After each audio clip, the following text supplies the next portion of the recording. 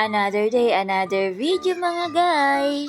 Sa ngayong araw nga, tara samahan nyo ako, may duty kasi ako ngayon.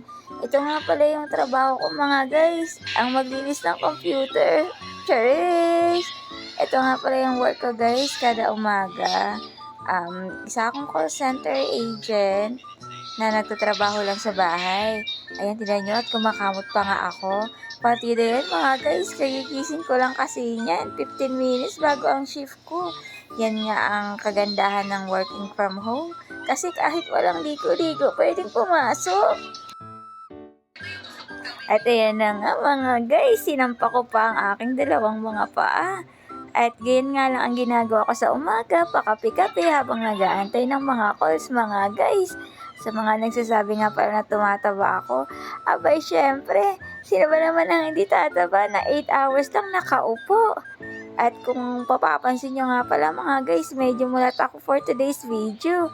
Kasi nagbibinata na ako. Charis! Hanggang pag-out, hanggang hapon na nga mga guys, nakaupo. At ito na nga mga guys, nakapag-out na ako at dali-dali na kami pumunta sa tabing dagat kahit tignan nyo, makulimlim ang panahon. Kasi naman mga ngasak ang atin nining nyo for today's video. At ayan na nga, may dumarating ng dalawang bangka mga guys. Yan yung bangka ng dalawa kong pinsan. At kung makikita nyo, nagkakarera sila, no? Kasi nga kung sinong maunang makapunta sa pangpang, siya daw ang gwapo. At ito na nga mga guys, nauna na yung kay Quiz.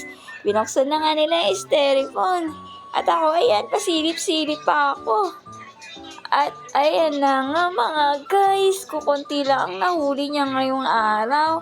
Sayang naman. At dali-dali na nga ako lumipat sa kabila dahil nauna na palang kinuha yung mga isda. At tingnan nyo, agad-agad nakaisang banyera na.